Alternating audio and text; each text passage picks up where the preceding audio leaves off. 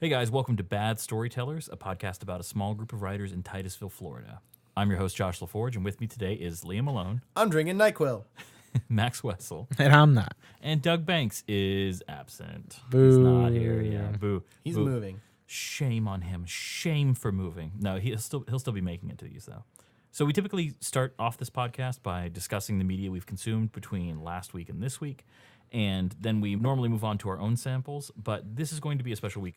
What we're going to do today is going to break the format a little bit because we don't have Doug, and we're going to have a bit of a shorter episode where we just kind of toss around ideas about the concept of reboots. With so many reboots coming out, I looked at a list, and there's something like 50 movies in the pipeline that are confirmed that are just reboots or sequels to other things. And I thought, well, what really deserves it in our opinion? And I think we all agree that Star Trek needs a new series. So we're going to talk about that later in the episode. So this is going to be a bit shorter than normal. We're not going to do the bad story trailers at the end. I'm sorry, everybody. But, we feel like we'll move a little bit slower with those without Doug. Well, I feel like reboots are part of the Star Trek universe, part of the fabric of it. Especially since with the J.J. Abrams reboot. Just live long and prosper just means keep rebooting, keep making money. Mm-hmm. We're going to toss around ideas about reboots and talk about our ideas for things that we do not control at all. We have no relation to the IP. And no one would let me touch. Exactly. So we're going to talk about the ultimate fantasy of every nerd. If you had complete control of a franchise you loved, what would you do with it? And I do have to say this. I miss Doug right now. Yeah. I'm feeling his loss in my heart. Let us know if you like it or not. Write us at badstorytellers@gmail.com. Tell us how awful we are. We still haven't gotten a single message yet. Really? Not one. Oh man, I'm hoping for what'd be fun is hate mail. I want it. well, if people send us in their work to And we read. could talk about it. Yeah, I mean nothing crazy, nothing over 15 pages, obviously. Tell them how shitty it is. Yeah, it would be cool if you had the cojones for it, and we're gonna discuss it. I'd be down for that. I mean, yeah, does that sound fun? That sounds fun. Put your balls where your mouth are. Put your balls where my mouth is. So we've got some retractions this week. Boo. Ooh. There's We're only better two. than this. There's only two. Probably should be more, but there's only two. In regards of how to build a scene, the start late, get out early advice is attributed to William Goldman, the screenwriter, Butch Cassidy, and a host of other films. But it may be misattributed. I'm not sure, but it's the closest link I could find because he said a much longer quote that people say start late, get out early. And we said the Painted Lady was something we didn't know what it was. It's a 1912 film, and this is the description. A lonely young woman lives with her strict father who forbids her to wear makeup. One day, at an ice cream social, she meets a young man Damn it. who seems interested in her. However, unknown to her, he is a burglar who's only interested in breaking into her father's house. One night, she's awakened by a noise. Grabbing a pistol, she enters her father's downstairs office where she confronts a masked intruder. ... The Painted Lady. Then what happens? Oh, I don't know. Oh, I haven't seen it. suspense. Yeah, you heard the ... Yeah, it's synonymous. What did you guys consume this week? I watched the Baruto movie based on. Oh, the Boruto? Boruto. I watched Burrito. that. Burrito. Yeah. Man, that's what I'm calling it from now on. The burrito movie. The last Naruto movie based on someone's advice in this podcast. It was me. And I really liked it. It was really fun. Isn't it great? It was the best Dude, of them. And you were like, oh, I nearly teared up in a moment. I'm like, bullshit. And then it happened. I know the exact moment. I was like, oh shit. He's got me a little. He's lying to his dad, and they can't really connect, and it's like, ooh. Yeah, No, that's not where I happened to me. What was it for you? When he was in the office after his dad disappears. Maybe that was it for me. That was definitely one. And then also like when he's talking to Sasuke. Oh, anyway, we're talking about Animu. I know Max has fallen asleep. But yeah, no, I really enjoyed it. I started watching the Netflix series Love that's executive produced by Judd Apatow. Kind of a quirky romantic comedy series. The only thing I know about that show is that the trailer for it is extremely loud every time I turn on Netflix. Because it starts playing immediately on the player, and I'm just like never watching that out of revenge. I'm liking it. It's not terrific. It's not blowing me away, but there's some pretty good jokes. And it's more deconstruction of like the manic pixie dream girl kind of reaction to Garden State bullshit. But I like it. It's fun.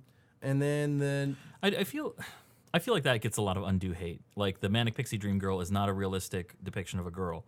Garden State is not a realistic depiction of anything. Yeah, it doesn't try to be at all. And it's just a story about how some guy meets some lady who's free in all the ways he isn't. It's Fight Club, basically. My problem with that is having to deal with the actual reality aftermath of those movies, like 500 Days of Summer and stuff. Yeah. One, people don't understand what the moral of the fucking story is half the time. Another thing is like they pick up those affectations to supplant the personality they don't have in real life. Yeah. And it's just pisses me the fuck off. Or they think that being quirky means you're interesting Yeah. instead of just Yeah. frustrating. Yeah. Like, No, definitely. I don't want to. I mean, we have a friend. I don't want to call her out, but she's like, we tried to do this barbecue, and I was like, I think I'm going to make this kind of food, and she's like, I like this food, but not when it's like this. So I think I'm going to sit out. But isn't that weird? Isn't that interesting? I like it like this. I'm like, no, that's fucking No, boring. That's not interesting. But that's always been in media. yeah. Like, Yeah, the way you suck is not interesting to other people. I would not think. Yeah, Or no. the way you inconvenience other people. Yeah. isn't it interesting that I'm difficult for these reasons? It doesn't Celebrate my interesting? diversity. No, just because you don't like potato salad doesn't mean you're diverse. And then the last thing I watched was the sci-fi show The Expanse. It's a science fiction show set in not too near future, but the human race is still limited to our solar system. And there's 3 big groups of people. There's Earthers, Martians, and then there's this other group of people called Belters, who are essentially just the lower class of the solar system. Oh, so they're between Mars and Jupiter.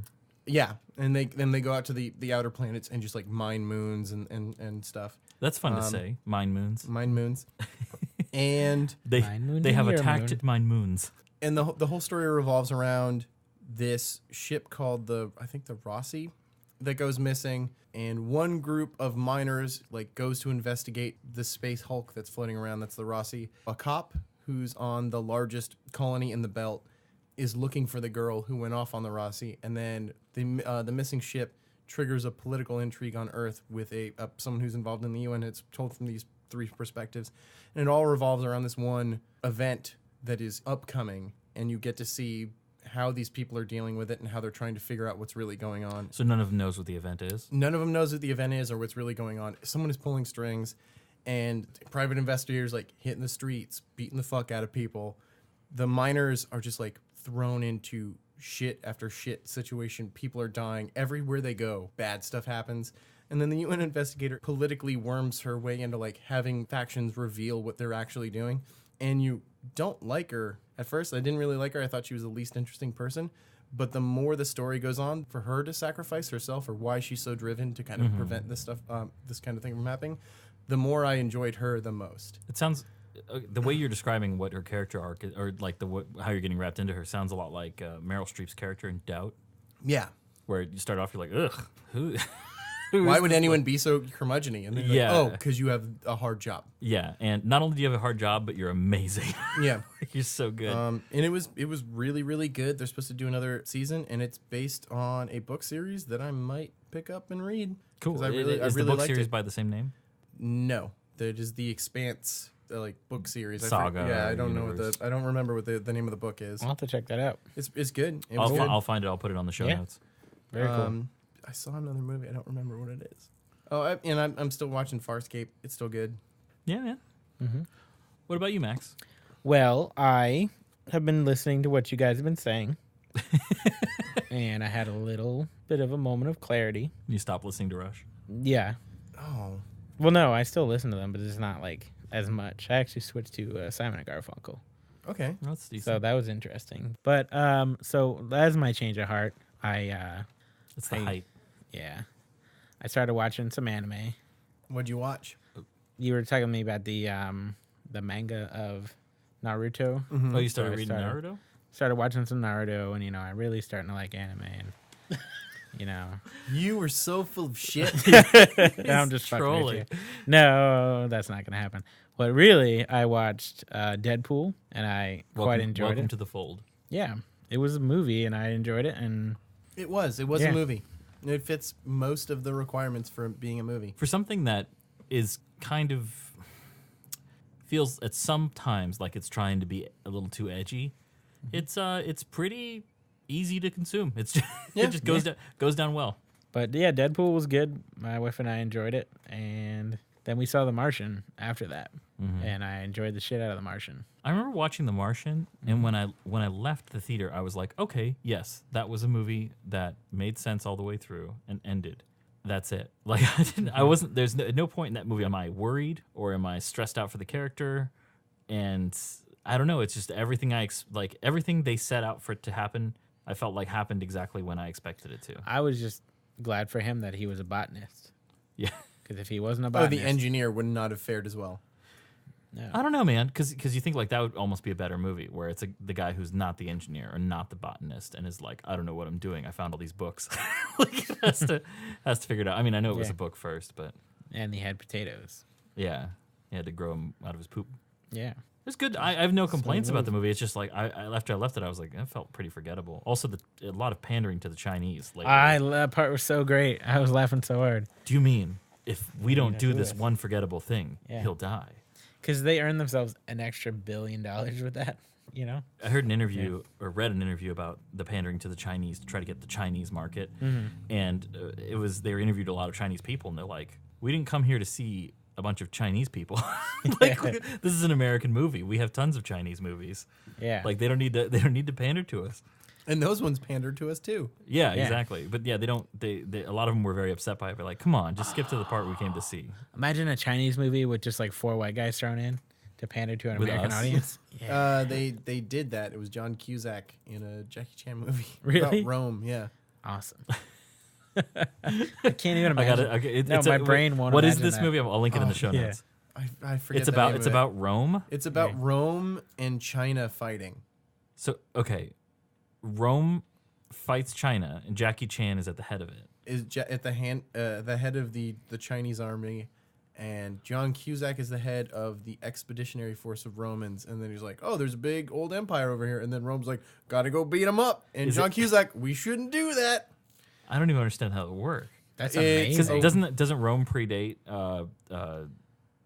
like the might of Chinese empires? I think it does. I think not until like the 1200s or so did China really start. There to was grow. a- See, we're at the point where they got insane. They were always Yeah. a pretty big force. There's a They're group, an army of Romans that got destroyed by the Persians, and like 100 of them survived, and then the Persians sold them to the Chinese, and that's pretty cool. That sounds like a movie. That might be this movie. I don't know. I've never Yeah. seen it. I didn't see it, but I was like, "Oh, John Cusack's in the movie." But I feel like Jackie Chan is pandering to American audiences enough without Cusack. Yeah, it's true. Anything other than The Martian? That's pretty good for me. Okay. 2 movies. Yeah. I don't have that much time. Started watching Naruto.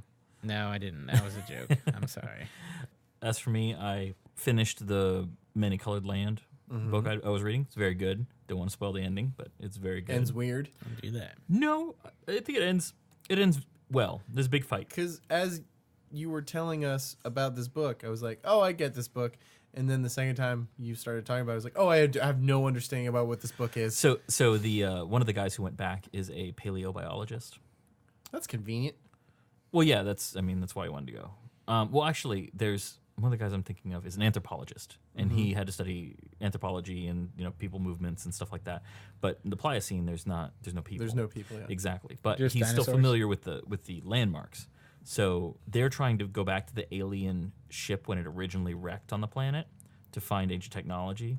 And they're like, we don't know where it is. We don't know where it is. And it's like, well, how big was it? And it's like, well, they said it was this big in the myth about it, and because it was hundreds of years ago by this time, and it did this and this. And he goes, oh, Jesus Christ, I know exactly where it is. It's this crater. It's There's the only one. yeah, it's the only one in this area that is old enough to be from the Pliocene era. And they're like, are you sure? We've been looking for it for years. And he's like, I know exactly where it is. So they basically the rest of the book is a trek to get to that, steal one of the spaceships that is still there, one of the runabout ships, and then lay waste to people. And things do not go as expected. And it's good. Interesting. I gotta read that now. Yeah, it's me cool. too. It's really cool. You wouldn't call it alternate history. It's still futuristic. Altering sci- history. Is that a new No, genre? no, because presumably this already all happened in the Pliocene era. There's no paradox. That's like I had an argument with my dad one day many years ago about the Civil War. All If right. you went back in time and changed the Civil War, Yeah. in my understanding, you would be the only one who knew that the Civil War had changed. But my dad felt like no, everyone would know that something changed. I don't think either of those is true. Yeah. I think that if you change the past, Would you just disappear? you're changed with it. Like out? Yeah. Unless you had some kind of device that would allow you to Shield you separate from, Yeah. yourself from time, and that's what allowed you to travel into the past to begin with. Which is probably the But there's most no likely. way. Yeah, there's no way people who hadn't been born yet can remember a future that never happens. Yeah. Right. One of my problems with Looper is they took great care in the premise to make it so that there's no paradox. It's like, yeah, it's you yourself. You get sent back to the past, and guys in the future get sent back to the past where we know there are people waiting with shotguns. They shoot them, they bury them, and we don't have to worry about these people anymore. Doesn't fuck up the past at all. Nobody finds out about it because they just bury them in cornfields. It's not a problem. You end up shooting yourself. You get a golden payout. You get to retire. One day they send you back in the past and you shoot yourself. No paradox. Have you guys seen the movie? No. At the end, the guy is like, oh, shit. All right, this is total spoilers. Skip ahead 30 seconds if you don't want to hear this. At the end of the movie, this guy is like, oh, if I kill myself when I'm young, this bad thing won't happen in the future that I'm perpetuating as an older guy. Kills himself, and the older version of himself that is Bruce Willis just vanishes. And it's like, oh, he was never here. That never happened. And it's like, no, you can't have it both ways. Yeah. You can't do that.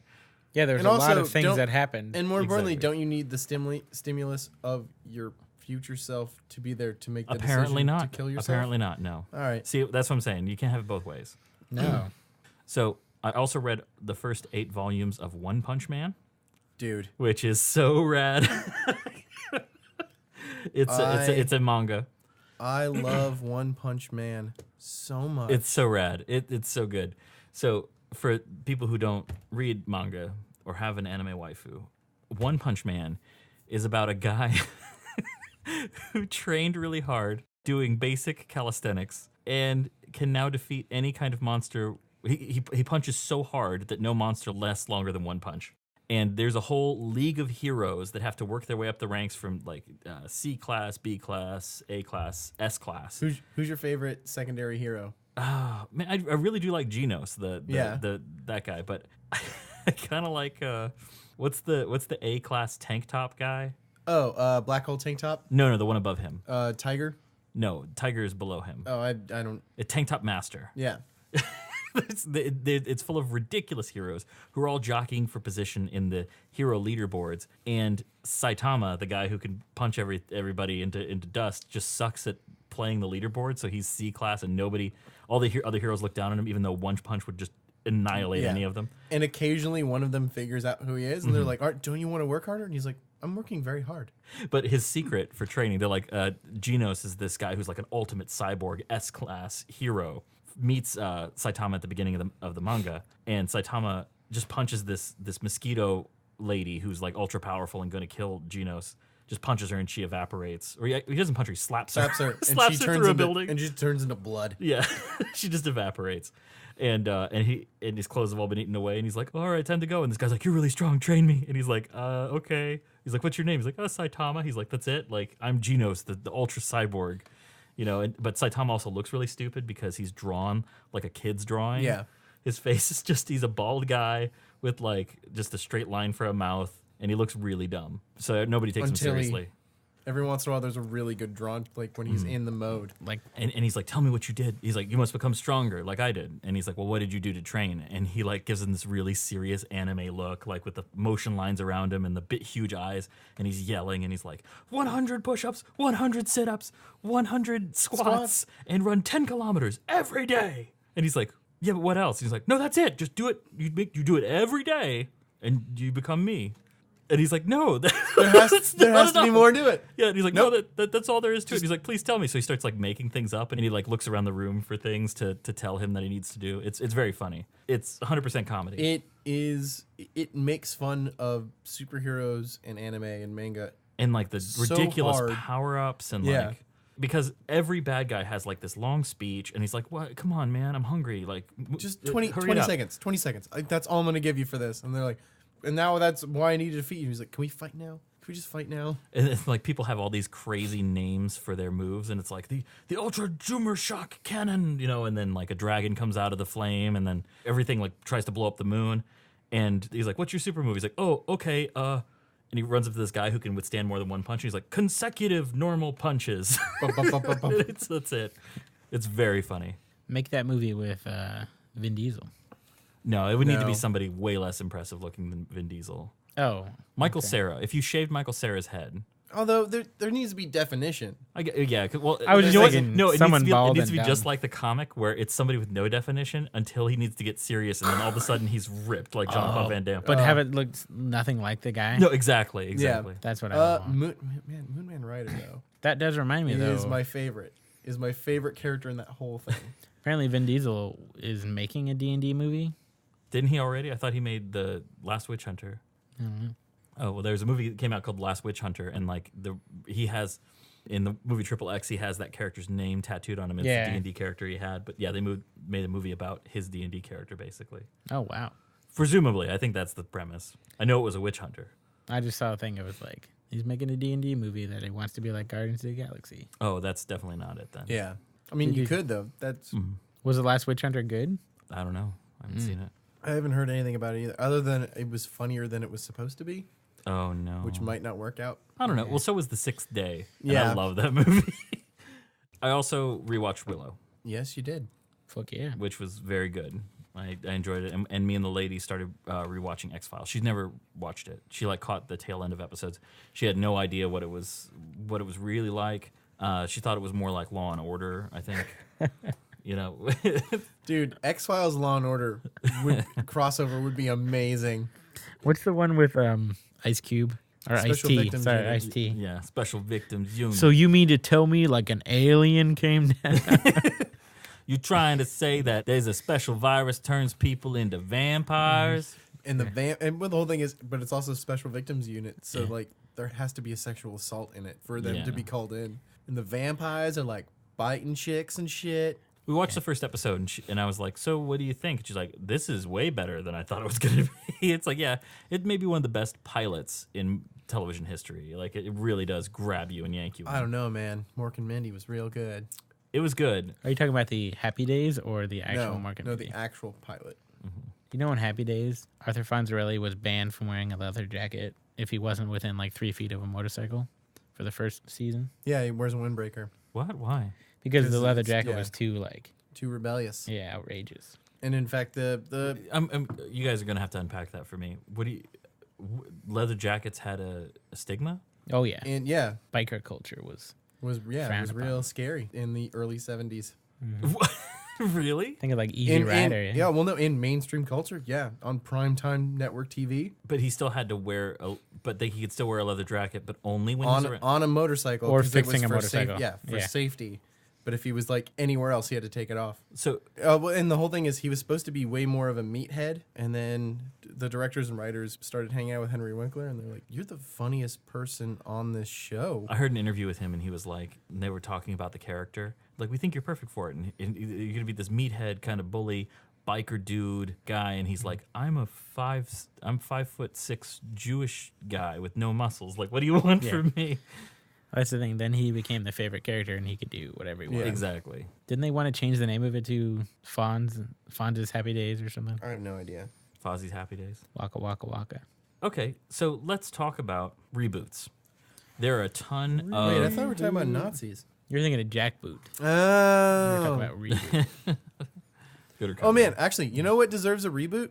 Reboot. Yeah. Isn't it getting one? I'm pretty Maybe. sure. I'm pretty sure it is. All of those early internet shows, like Superhuman Samurai, Cyborg Warriors, or whatever. I watched the hell out of that show. Yeah, man. Yeah, there's a bunch of stuff that like I love the bad guy in it. He was evil because he listened to White Zombie.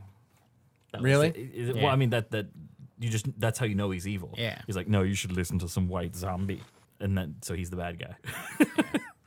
He's like, How that's would why you- I write viruses. How would you rewrite that? Like, Super Samurai Cyber Squad or whatever it's yeah, called. whatever the hell. Like, the internet isn't a magical place that you can go to.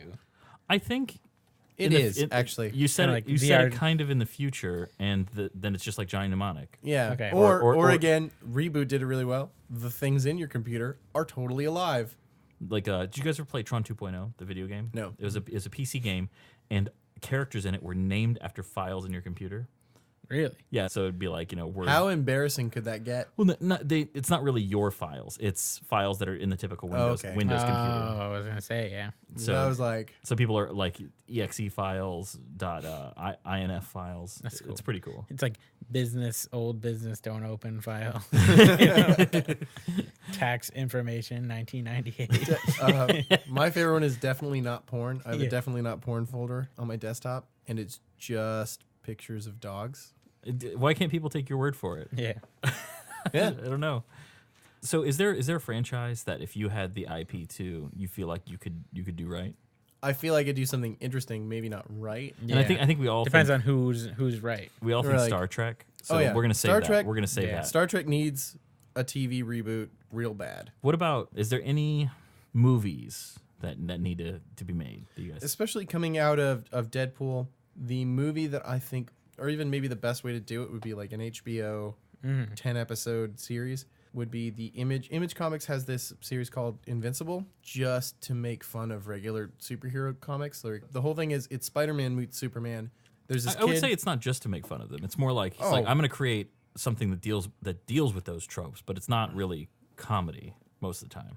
I don't know. There's a lot of comedy and there's a lot of gore. Yeah, it gets pretty serious. I mean, more serious than regular superhero comics. Yeah, but I mean, it's just one of my favorites because everything that works for Spider-Man, it uses being like, I don't really know how anything works, and everything that works for Superman, he puts in there, and also Like just, Superman is basically his dad. yeah, He's an alien. who's just superhero strong If Superman had a mustache, and had to have a mustache, who was Yeah. required to have a mustache. he had to have a mustache. There's a lot of crazy things, a lot of insane supervillains. I think you could have an incredible amount of fun with it, and it would, in a world where superheroes aren't on the fringe anymore, that could be something a little more fringe, a little more interesting, a little more meaty. So that's an idea that hasn't had a movie yet that deserves one. It's not so Yeah. much like our take on Yeah, it. that's Yeah. What do you, let's talk about that for a bit.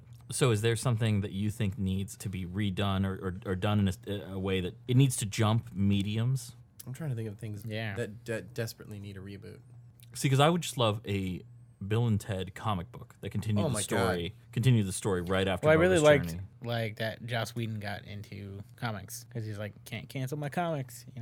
He finished the Firefly, did a bunch with Buffy and all that. Yeah, yeah, There's was like cool. future Buffy stuff too. yeah. And I understand Angel is pretty good as a comic series as well. I really enjoyed the last episode of Angel. I never watched any episode. No, that's not true. I saw an episode of Angel where he fights a demon in hell for somebody's soul, and it was very funny. I enjoyed Angel much more than I enjoyed Buffy Interesting. because it was more of a detective story and the bars. It got were cool. real weird though. Oh yeah. It got Cable weird. Okay, I kind of like Cable weird. The parts about Cable that no one likes Cable weird. What about you? You said you've been reading Prophet. Yeah. How could that jump medium? You couldn't. I think it could only be a cartoon. It could only be a cartoon, or you could do a really weird game. Oh yeah, You but who could would do a you? really weird But game. which John would you play as? Your own. Maybe. You You would mean exist- so you're a separate So, one? yeah, you just would- playing around that universe. And more importantly, if it was an MMO, you could just everybody's John. everybody's John. That would be awesome. Everybody's John, and you're working your way through the hierarchy of Johns, and then you could meet old John. I would totally pick to play as a John with the tail. They were pretty. Oh rad. man, they were really rad. Although the one with the skeleton glow arm was pretty cool. New father. It's so good. You guys have Fuck, Prophet's so good. really. If anybody listening has not read Oh, the man. Prophet comic book, it's so balls crazy awesome. I think that would work way better as a game or an animated series. Mm-hmm. The idea of even doing it as a movie, it's too scattered. How could you? It's not. Yeah. I mean, don't get me wrong. I could probably think of a way, but I don't think it doesn't live there. That's No. not its main body. I'm trying to think of there's so many. I'd love to see a Wonder Woman movie.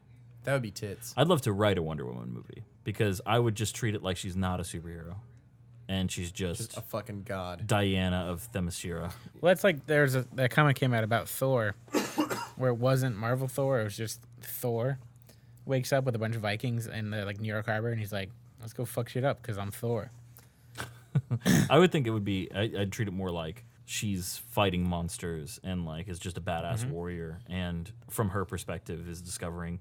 I mean, I don't know. I don't even know if you want to deal with her going into America, and just meeting modern day people. Why don't you just start earlier than that? She fights monsters. She rips angels' wings off Yeah. and pisses on them. She fights the Greek debt crisis. God damn it. Ooh. Yeah, she fights the Golden Dawn. In that case, God. yeah. What? Oh, I have a question about the Golden Dawn. When they were developing as a political party, did they purposefully choose all the iconography and like the names to sound like supervillains? Yes. Was that super purposeful? Well, the Golden Dawn was an occult following, like the Ordo Temple Orientis.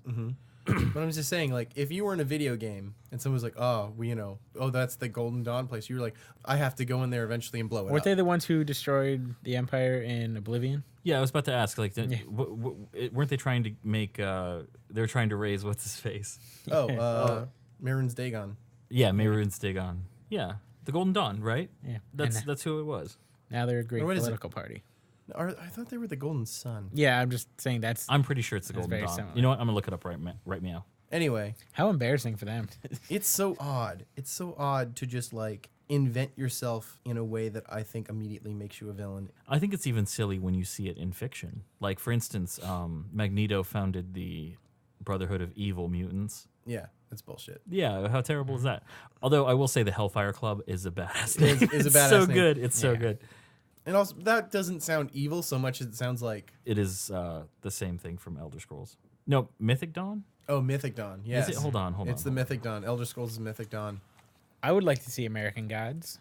They're doing that. Yeah, but they've been saying that. Are for a they long for time. real? Yeah, they're doing that. Or are they doing it like they did a... Okay, so they tried to make a TV show out of Neverwhere. Well, I guess they did make it. They're doing a radio show of that now. Neverwhere is so good. That's such a great book. And McAvoy is in it, and so is Benedict Cumberbatch. They're going to do a radio drama. Who do you think would be a good Shadow? Oh, I don't know. I don't know if Vin those- Diesel. No joke. That could work. I see Shadow as more like Nathan Explosion. I'm not sure if we're in the right place to redo a lot of those 30s and 40s comics. What 30s and 40s comics? The Shadow? No, I'm sorry. He's talking about Shadow from American Gods. American Oh. Gods. Oh, yeah, no, straight up. No, that'll work. Vin Diesel. Although, no. and Alec Baldwin already rocked the shit out of the Shadow, so that's put away. Yeah. What was the deal with that? Where, like, Batman was successful, and then someone was like, man, what were the last comic books Let's do ever a made?" radio play. Yeah, let's do the last ones that we made movies that no one's heard of in the last 40 years. Who knows what darkness lies? Batman's a behind Batman's a comic book, really popular, made into a really popular movie. The Shadow, people have heard of. Yeah, It was The Shadow, Dick Tracy, yeah. Dick Tracy was great. even Darkman was in that. Oh, did you? I called it out. Talking Liam Neeson's a dark man. Yeah, Deadpool stole like 4 minutes of film from Darkman when he's in the hoodie yeah. following his Vanessa. I'm like, don't forget that's Darkman. That's Darkman. Don't forget the whole concept of the fire in Yeah, the the fire laboratory. and the face and everything. And I was like, Lauren, that's Darkman. She's like, I don't know what the fuck you're talking about. I'm like, he made a Liam Neeson reference earlier before that too. Yeah, the villain in Deadpool sucked, Yep. but so what? That wasn't the point of the movie. Exactly. His superpower was that he doesn't have nerve endings. That's a really Why is he so strong? that's a really No, well, terrible they also superpower. they explain it where like he's also just generally better. He does heal faster and is stronger. He just also doesn't like his main thing is that he doesn't feel pain. I feel bad that he was the bad guy because you look at this guy and you're like, he's way too handsome to be that bitter. Yeah, about anything. He was incredibly handsome. Sorry, what happened in your life? Like, Yeah, something bad happened to this guy. Okay, you Well, were. I guess you were obviously tortured like the rest of the people here, but now you're the best at everything, yeah. and you sell weapons. and you're crazy handsome. Like, Yeah. just get Everything- over it. yeah. Where are you getting your angst from? Don't know. Villains should be ugly. Francis, the name Francis. You It think? Or is no, the no, name no. Francis, Or yeah. the whole thing is like, or if they're beautiful, it needs to be abject narcissism that drives them to Oh, do yeah. evil things. That's not his fucking deal. No. I mean, it seemed like he had narcissism about his work and his capability. But I don't know, man. Sorry, bro. You're just too handsome. Yeah. Yeah. You're just too handsome to do this. Sorry, man. I think Wonder Woman should be like Conan. That would be fun. That'd be totally fun. I don't know that much about Wonder Woman. Is she like an immortal figure? Has she Yeah. lived for a very Yep. long Yeah. time? hmm Tell Wonder me about Wonder Woman. She is an immortal lady from the island of Themyscira. And depending on which version you go with, she was either born without the help of a man, or that's a lie told by her mother, and she's actually the daughter of Zeus. So how old is she? Depends on the timeline. thousands, hundreds. Okay, so you could do. But also, I think there's one or two versions where, like, when she reaches womanhood, she's like, I'm going out into the world and fucking Yeah, shit up. yeah. And they're like, But we don't do you're so that. young yet. He's like, we don't do that. And he's like, fuck you. I'm so the you best. could do like an epic age Wonder Woman, not just modern. Yeah, I think you should, because that's way more fun. Because then, if you describe that she's immortal when she shows up in a DC movie later, you're just Yeah. like, oh, here it is now. Yeah. What if the basis for all the Tales of Hercules were Wonder Woman? I mean, like, as a real person. What? Oh, you mean like do a movie about the 10 feats The of 10 Hercules, Yeah, trials. and it's Yeah. her just like wearing a lion skin. and somebody beats her? No. But reboot, my reboot would be The Last Starfighter. Ooh. Yeah, I don't know, man. I don't know if I can get behind you on that one, because Okay. that movie is just as good today as it was when I was a kid. But I think it could be. You could good. do something Yeah. really weird with that. Like get into the political, be like, okay, this guy's gonna save the galaxy. Well, yeah. Well, how'd you find him? Well, he passed like the fighter test. So like what? Fuck. So I think you could do a good sequel off Yeah. of that. Okay. Where like the guy who was the last Starfighter You is also like you have to rebuild dies of cancer. the Armada. yeah, Yeah. to where he's like really, really bad at leading. Just because he's a good pilot doesn't mean Mm-hmm. he's a good administrator. Or they face some new threat where he's the only one who can like make it out alive because nobody else is good enough, so he needs to recruit a team of 5 people from Earth. Ooh, and that's where MLG comes from. Twitch stream is just an alien plot. You're doing alternate history on everything. Yeah. That's Max's jam. Well, the whole thing of the point of the movie was that arcade cabinet was created by an alien race to get a starfighter. Yes. So why couldn't the next part of the movie just be that they did it again? No, it could. It could. I mean, I think that movie could do a really cool sequel. In this discussion, I'm just kind of like also going through my head and thinking of the ones that really worked. The Battlestar Galactica reboot was really good, and Yeah. it had increasingly less and less to do with its source material Which, as it should. for its benefit. It was like, oh, it's a campy science fiction story. See, I really like the 70s one, so I don't know if I want to watch the new one. Everybody says it's good. It's just I like the lighthearted, like Starbucks Yeah. coming in with his pistols. Yeah. It ain't lighthearted. It looks way serious. It's very, very serious, but that works for it. And they're two separate things. It's a lot of like run silent, run deep kind of thing where like Right. make a goddamn noise and Earth is dead, or like all of humanity's All dead. of humanity's dead. Now, Yeah. that's Run Silent, Run Deep. I think we were confusing with a different movie because I looked that up, and that movie is a different movie than On the Beach, which I think is the movie we were thinking of. On the Beach is the one where everybody's staying underwater during the nuclear holocaust. No, I'm thinking about the U-boat movie.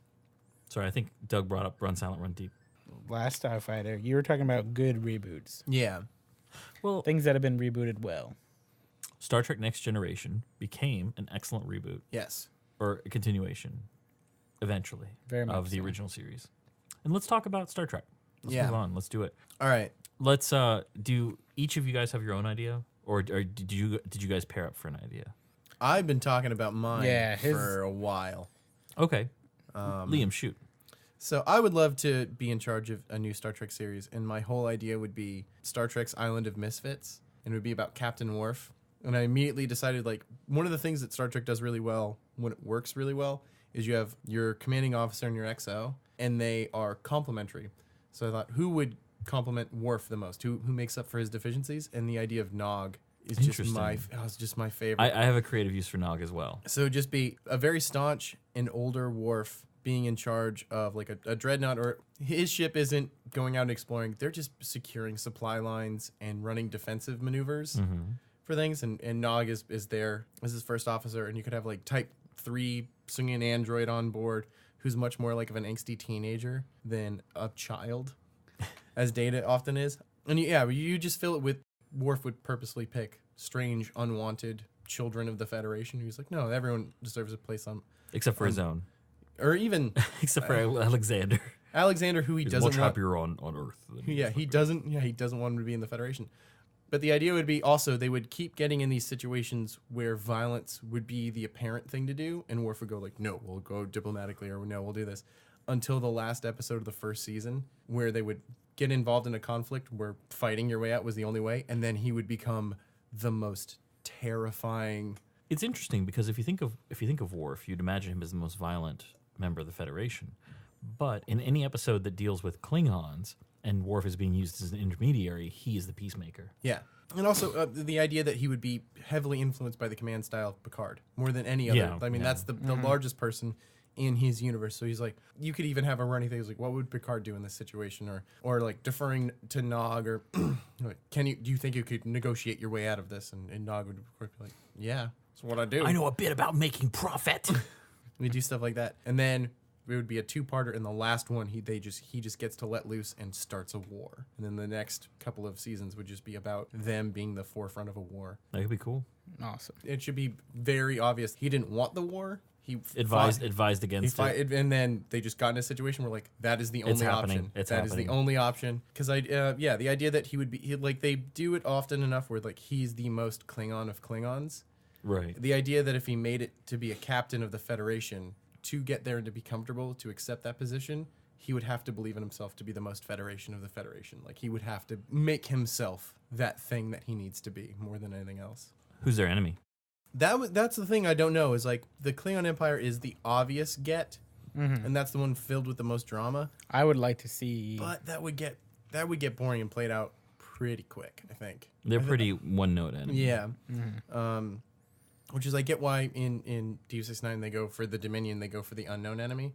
Romulans are just great to fight always. Because they always got some new trick up their sleeve. And they're just so shitty to everyone. Borg are less fun too. Now, especially Yeah. with the continuity, Borg is not. Ugh. It's not really.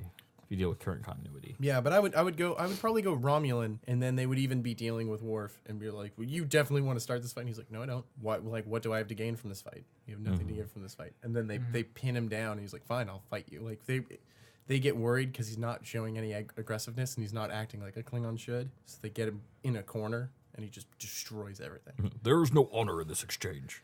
What about you, Max? I think it's funny. We were just talking about making Star Trek 2 actiony.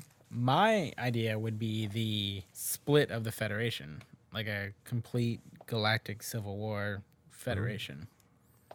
Where Section 31 doing something. all this shit shitty. falls apart with some admiral, because admirals are always bad. I don't know why. There's a lot of evil parasites Yeah. on admirals. The admirals are always the one who Picard has got to be like, And declare martial order on Earth, and Picard's like, why even are you in doing the this? even in the original series. Remember the one who Yeah. lost his ship and went crazy and commandeered the Enterprise? yeah. I'll link to that whatever that episode is. It's good. So I think that would be interesting to see. We've seen how it comes together. I'd like to see how it falls apart. Interesting. That's a cool idea. Who would be your main character? Would you follow a ship on either side? I think, I'm not sure. Maybe seeing how it falls apart on Earth, and then, So it'd be like Star Trek: The West Wing. well, kind of a little bit like that, but then going to people on the outer edge too. I don't know how you would do Yeah, that. because I I want to know who your main characters are in this idea. Yeah. Because it's obviously in the future. Yeah. The easiest way to get your in is to have either people from the previous ones or related to, because that'd be your easiest thing Yeah. to hang on to. Picard's clone. Yeah, I just thought of the Tom idea. Hardy's worst role. Yes, it was pretty terrible. I like that he followed it up with Bronson though. Oh yeah. Oh yeah. Well, at some point, I don't know what happened Yeah. in between. He made Bronson. He so petted a lot gets- of dogs in between. Yeah. Yeah, it would definitely be in the future. What do you think would happen that would split the Federation? One would be the induction of a race that someone's like, oh, we can't induct them, and there's like, we're the Federation, this is what we do, and then they would have essentially a fight over that and about inducting you or just pushing them out. Where it could be the Cardassians. Maybe I'd like to see more done with Gul Dukat. the alien races get tired of a human running the Federation. I haven't finished. Yeah, it gets okay. weird. Gul Dukat gets weird. Yeah, so far he's good, but Be like, it doesn't have to be a human who's a captain all the time. it's true. It doesn't. Then all That's the why aliens. I want a Klingon captain. Like I But I just mean, said. the Vulcans could be like, hey, Yeah, well, there's I a mean, couple the of like Federation. they mentioned the fact that there's like one or two all Vulcan ships. Remember the second Star Trek movie, Wrath of Khan? Sapphic is the captain of the Enterprise. She's a Vulcan. Yeah, she sucks. She does. She changed her hair though. I hadn't noticed. Oh, you know what That I would would be you know what I would reboot? Just thinking of weird reboots. Cheers. Ooh, how? I would make it dark as fuck. It's already dark as fuck.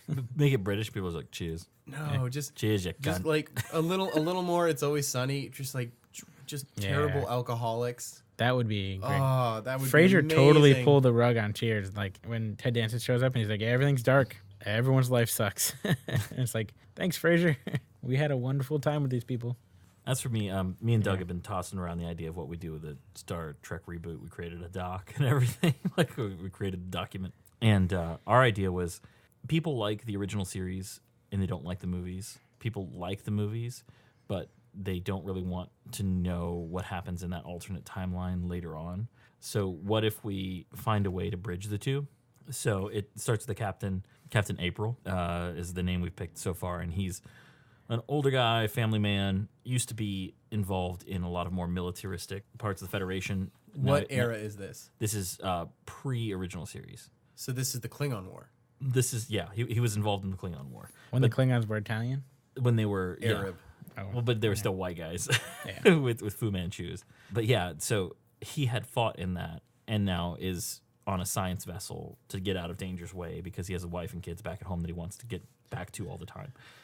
And they're studying the sun, that there's something wrong with it. They don't know what's going on. It's fluctuating in energy. Yeah. It's acting weird. And they're trying to get readings from it. And a Klingon vessel shows up. And things are still pretty bad with the Klingons. And the Klingon vessel is like, surrender your stuff. We won't harm you. But you should surrender everything. And Captain April's like, oh, no. Like, no, because if we surrender, they'll probably kill us. Because he doesn't respect anything about the Klingons. He thinks they're scum, just like Kirk. And it ends up where something goes wrong with the sun while they're kind of exchanging blows, and it's this very tactical match where the Klingons aren't acting like he expects Klingons to act, but he's really smart, and it's going back and forth. And the sun goes nova during the middle of this, and nobody expects it to. And the shockwave that happens pre-nova takes out both their warp drives, and they have to accelerate away from the sun as fast as they can. And when they do, they find themselves, they only spend about 12 seconds near light speed, having accelerated there, and they do the calculations when they come out. It's been like 120 years, and they're like, oh no, what are we gonna do? But the Klingons are still like, we're gonna fight, we're gonna take you out, and they're like, no, you don't understand. Like, Something just happened. things are bad. Things are bad, and they're in the middle of some new area. They basically traveled 120 light years away from where they were, and they were on like the outer reaches of Federation space to begin with. And so were the Klingons. Like, they met them out there because they were studying the same thing wrong with the sun.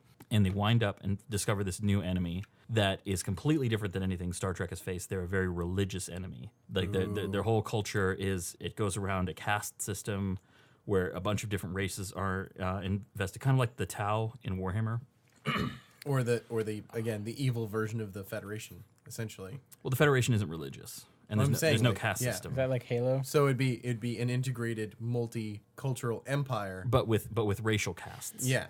And so I'm saying like the evil version of how you would Right, make right, a right. multi. Yeah. But their ships are they're organic. They're not. They use a different type of technology, so we can't disable their shields. We can't do any of that stuff. And they immediately capture. They fight both the Klingon and Federation crew, and they both get heavily crippled, suffer heavy losses, take the rest as prisoners on board. And the captain of the Klingon vessel is a female Klingon, and she's old. And the Captain April, they're thrown into the same cell, and he's like, we got to get out of here. We got to do this. She's like, we're not going to ally with humans. And he's like, come on. Like, the person who did those maneuvers and sacrificed what they did, like, you have to be a pragmatic person. Like, don't give me this bullshit, like, when you're, sitting to me face to face. And she finally, like, ascends, and she's like, okay, fine. But we got to rescue my crew first. And he's like, no, we rescue them at the same time. She's like, no. My crew are Klingons. Like, we rescue them first. We'll definitely get your crew. yeah. Like, we're going to get as many as we can. And only the Federation vessel is Has docked. survived. Well, it is docked in their ship because, the Klingon vessel was beyond repair. So they get her crew has a very, very high talented Klingon engineer. His crew has like the science team that he had before. They break out, they get loose, they run through, they see the horrible experiments that this race is doing and like all the ways that they create slaves and do horrible things to people, use mind control, use all these different horrible things, and they fight their way through the ship, finally lose the pursuers, make it into the hangar, get into the Federation vessel, put on spacesuits that are in lockup because now they have way less than the normal amount of crew. They have enough spacesuits for everybody. Get in there, and they know if they turn on the ship, the enemy ship will hear them. So they just manage to use explosive decompression to push the ship out of the bay, and they have to wait there floating in the ship in their spacesuits for like a day before they can finally turn on the warp drive and boom, go back to Federation space. But the whole time the Klingons trying to repair the warp drive. That's cool. They get back to Federation space. It's been 120 years. And they're like, okay, so, and on their way back the whole time, the Klingon captain is like, listen, we need to go back to the Klingon space, not Federation. He's like, no, you don't understand. If we go back, this is my ship, it's my plan. If we go back to Federation space, they won't harm you. If we go back to Klingon space, I'm dead. Like, they'll kill me, like, and they'll kill my crew. They're not going to hurt you. And she's like, well, how do you know? It's been 120 years. He's like, I don't know. It's like, I don't know anything. I don't know. Like, but it's the best guess. I mean, we're bitter enemies. He's like, I may be rung up as a traitor for doing this. I'm probably a traitor to the whole Federation for aiding and abetting, the Klingons, for rescuing you implicitly, for sparing you when I first had the chance during our fight. But whatever, I'll get the full report. I'll be a traitor. Whatever, we made it. We just need to warn them about this horrible threat coming. They make it back, and they're prepared for the worst. And they're like, we're not at war with the Klingons. Like, they're our allies. We haven't been for a generation. Yeah, there's no Klingon. So what era is this now? This is post Voyager.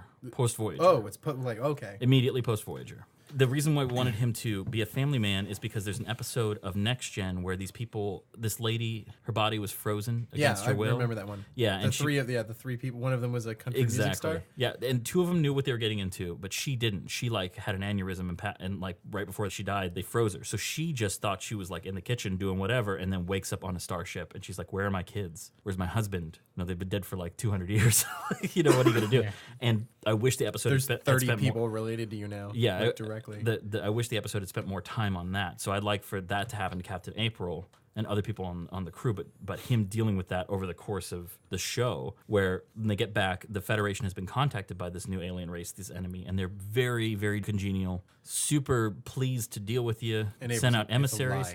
And this guy's like, no, it's a fucking lie. Like, it's the worst. They do this, they do this, they do this. Like, we've got no evidence of that. We don't know. He's like, no, they've invaded all these other cultures. They have a political caste system. They do this, they do that. And they're like, okay, listen, we believe you.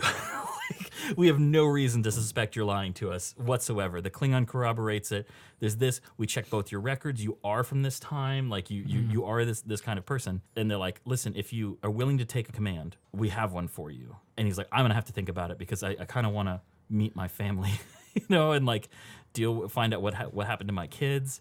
It takes, like, not in showtime, but in the course of an episode, like, takes a month off, tries to deal with it, comes back, and he's like, I'll only do it if you let me pick my crew. And they're like, sure, but we have one stipulation. We are definitely putting one person on of our choice, one specific person. And he's like, all right, fine. I pick the Klingon lady, and I pick all of her crew, who are disgusted by the current state of the Klingon Empire, who think they're weaklings, who hate them, like, and she's like, I will restore the glory to the Klingon Empire. We have a new foe. We are going to charge in and take him out. And the Federation is like, okay, we're giving you a new ship. This ship has a cloaking device, but it's got a few other things that you're gonna have to. You can only turn on outside of Federation space. That you're not able to do because they're just straight up illegal. Yeah. You can't use them here. You can't even turn them on. You can't even know what they are until you get out there. It's for the good of everybody. Your ship doesn't exist. Your crew doesn't exist. You report directly to me. And it was me, the small council of the Federation, and is like, you don't exist. We deny anything. You're a rogue ship, and this person is going to be your guide because we've studied the way that we think an invasion could happen with a race this far advanced. And we think primarily it's going to be an economical invasion where they drop off some sort of amazing technology that will let you, like, it'll heal any wound, it'll do whatever. So it cripples this. Yeah, it cripples their industry, and they're like, oh, we could give you more of the stuff, but why don't you just join us? And they're like, no. We're like, okay, well, that's fine. That was a gift, but it's over now. But, it's crippled medicine for 100 years. They've made no advances. Everybody's been healed. So that's how they get you relying on it. They take over your industry. So we need to find out where they're going to move next. So we're assigning you the first Ferengi to ever join Starfleet, and that's Nog. And the second person to ever win the Kobayashi Maru. The Kobayashi Maru? He's the second person. Interesting. So Nog, he negotiates with the Klingons and gets them to back down. That's perfect because what I'm thinking is this is me and Doug's idea, by the way. I don't want to say this is just me. So, is that in an episode? No, it's in a book where Riker is the commander. Like, in the novels, Riker is commanding the Enterprise, and he shows up because, like, something happens in Starfleet, and there's a big kerfuffle, and they show up, and Nog has beat the Kobayashi Maru, and they're like, "How'd you do it? We know Kirk cheated." And he's like, I just sat him down and talked to him like a person. And they're like, oh, we never planned for that. Yeah, that's pretty much why that test exists. But he's like, yeah, we need you to look at all the economic data of the far reaches of the Federation, all of it, and find out what planets that they've touched. Already in. I want you to look at the planets that they have. I want you to estimate what they've got in resources, and I want you to tell us where they're going next. And your ship is going to be there before they get there. And that's his job. So he's going to be making a lot of tactical decisions that conflict with the Klingon. Oh, yeah. So the Klingon captain is now the first mate of the ship. Which, again, that... You got a younger, like mid-30s Captain April, lost his family, morose dude, an older woman Klingon as his first mate who has to kind of check her own honor to be beneath this man who beat her fair and square before the bad guys show up. And then her crew, who is now fiercely loyal to this guy, but nobody else, not even other Klingons. Like other Klingons, they view them as weaklings. And the only reason they agreed to this is he's the only one who's been through the shit with them. Right. He's the only one who's beat their era of Klingon that lives anymore. So I would also like for those Klingons to go back and destabilize the Klingon. Well, that's one of the things we had an idea for is that she's the one who brings it to the Klingon Empire and is like, you're weak. You know, she dethrones Gowron, and she's like, she basically is like, you don't know what you're talking about, Gowron. I'm your ancestor. Again, you gotta finish Deep Space Nine before you've had some of these conversations. Fair enough. But yeah, so that gives me an idea for a new show too. But then the idea of using the Klingons though, they always seem underused. But then they realize that the star cluster that they arrived in when they returned to Federation, like basically when they arrived in. Is the same star cluster that Kahless is said to have returned from, and the Klingons start heralding her as the second coming of Kahless, and she meets Worf, who is Kahless's big thing, and he's like, all of the prophecies match up. This is impossible. It's not true. You can't be. And she beats him at Bathleth the same way that he beat the previous Kahless, and then she basically puts Worf in charge of the things that are more public to prepare things, and we thought that. The crew is primarily humans, Klingons, we and can combine these two ideas pretty well. Yeah, they would work pretty well. And my idea of like a police academy movie at Starfleet Academy. Have I? Bobcat Goldthwait use them today. Yeah, modern Bobcat. I almost want to talk about this one idea that I have a friend who served on a Navy ship for a long time, and he was like he wanted to do an entire Star Trek series not about any of command crew. It would just be about enlisted men. It just takes place in 10 Forward, and it's called Cheers. No, the whole thing is, it would take place in 10 Forward, but also there'd be a lot of things where, like, there would be a battle going on, and they'd be commanded to go do stuff, having no, like, when you actually listen to the information that they give to the rest of the ship, half the time it's, one, not correct, and two, evolving. So you'd be like, oh, you guys got to go down to this hangar bay. Something's showing up. And you're like, well, what is it? No one told us anything. Well, we don't know what it is. That could be cool. It would just be, it would be like Star Trek, enlisted. Cool. I don't know what you'd call the series that I'm thinking of. But would you name it after the ship? The way that they did for Voyager and Enterprise? They got it. And Deep Space Nine? You got to stop doing that, for one. Why? I don't think it would be cool if they fight their way up, getting bigger and better ships the whole way. Yeah, especially if you're a warrior, you lose the ship. Pick the thing that you're going to follow the most. So the religious war, the fatwa, or whatever. Would work better. The Next Generation. So general, but it's perfect name for that because it's after the original series, right? So there's just Star Trek and then Star Trek The Next Generation, and then Star Trek Deep Space Nine. Star Trek Voyager, Star Trek Enterprise, and those three are I think. And the whole thing is now retroactively you could rename Deep Space Nine the Dominion War, and it's a better title. Yeah, but it's not all about the Dominion War. It's about Deep Space Nine. Like not every episode has everything to do with Dominion. They're the most recurring problem, though. Star Trek battle stations. I think that the problem with it, though, is it's much more action-packed, because I was thinking, like, you'd have the Klingons, and the thing about these enemies is they're so ritualized in their combat that humans and Vulcans fight them to a standstill at their best, and at their worst, they just lose horribly. But Klingons are so unpredictable, they're like a bomb. Yeah. And they just don't know how to deal with them in large numbers. So the battle strategy would always be how to unleash the largest number of Klingons in the middle of the most effective ship. So, I was thinking that you couldn't scan their ship for life forms the same way you would. Because it would all come back as life form. It's all life form, yeah. So, science officer devises this idea that you hit it with an object of known mass, and the shockwave of it you measure with video, and through that you can judge the interior of the ship and where the largest cavity is, and that's the throne room of the ship. So you'd go, okay, all right, we're gonna go in now, and like the big fleet's coming, and the giant ship is at the rear, and they just throw a ton of these objects at them that are large enough to cause an impact, but do no real damage. And they're like, that's it? What happened? And then the throne room fills with 100 Klingons, and they're like, bro!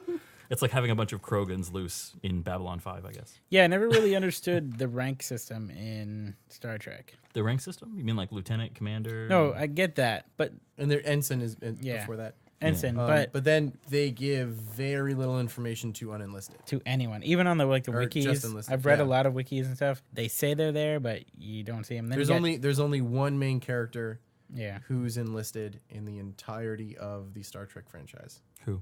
Chief O'Brien. Chief He's enlisted. O'Brien. Never went to the academy. Only one. Well, he went, but he left, right? He left to join the Cardassian Yeah. War. Both Chief O'Brien. Yeah, but Could you use Cole Meany? oh hell yeah. What would you call this? It would Star Trek. Just such a grizzled old engineer. I loved him. This happened when we fought the Cardassians. Like, I don't even know what Cardassians are. Like, keep moving, old man. Yeah, I like the idea I'll of. fucking dump your head. Oh, another idea for a character I had was if there was one human, not the captain, who went toe to toe with the Klingons and like did well fighting. They're like, you're an honorary Klingon, and then like would allow him to wear their vestments. Like he got to wear the thing that Worf wears, the bandolier.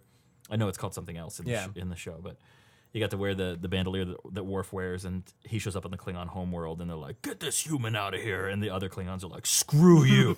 You don't know what you're talking about. He's more Klingon than any of you. Fuck yeah. But that's those are ideas for Star Trek. Klingons are not born of blood; they are forged. Yeah. Or have a Star Trek that's not based on the Federation. It would be cool if he died. It'd be cool if the character that's a human that the Klingons grew to respect died, and then the Klingons got around him and grabbed his face and did the "Rah!" We're warning the afterlife that a Klingon warrior is coming. All right, well, thank you all for joining us for this unorthodox episode of Bad Storytellers. I'd like to thank my writing group to join me today, Liam Malone and Max Wessel. Thank you. All the show notes and everything can be found on our website, badstorytellers.com. And for any questions, suggestions, or cynical critiques of our work, please contact us at badstorytellers@gmail.com. Also, if you've got any writing you want us to kind of mull over and discuss on the podcast, we're more than happy to. Keep it around between 5 and 15 pages, I think, is a good standard. What do you guys think? Yes. I would say like 3 to 10. Okay, 3 to 10. Let's make that arbitrary. Yeah. The case. 'Cause- Okay. Well, the whole thing is that's something I could sit down, read, and actually review in like the half an hour before the show. Interesting. We're like 5 to 15. I could definitely have that read and start working on it. Here's the thing. I listen to script notes, and they do the 3-page challenge, and they're specifically talking about screenplays and the way they're written and how it's presented. Us, we're probably going to discuss concept more than anything, and idea, and I think we need a broader brush for something like that. But 3 to 10, 10 is much broader than 3. Yeah. But I would like to... I'm saying in 3 pages, if you don't have an idea, throw that fucking 3 pages away. But if you've got something that you want to submit to us, don't worry. Nobody's going to steal your idea. Nobody wants your idea. You would own the copyright on everything. In fact, Yeah. if anything, it'd be nice to get a version of it back by later. That would do better. that would be awesome. Yeah. That would be amazing. Also, I do want to discuss, maybe next episode, our topic will be copyright and what copyright actually is, and that you shouldn't worry about people stealing your ideas. That's generally, it's not. You're going to be in not a charge word. of that because I know nothing about it. Okay. Me neither. But also, if you guys dig the show, please, for goodness sake, leave us a review on iTunes and rate us. It really does help. I mean, it increases our exposure immensely, even if it's just like a 2-word review that's like, hey, I like it, which is 4 words. But again, I've been your host, Joshua LaForge, and I'd like to invite you to join us again next week for a more conventional episode of Bad Storytellers. Bye. Bye-bye.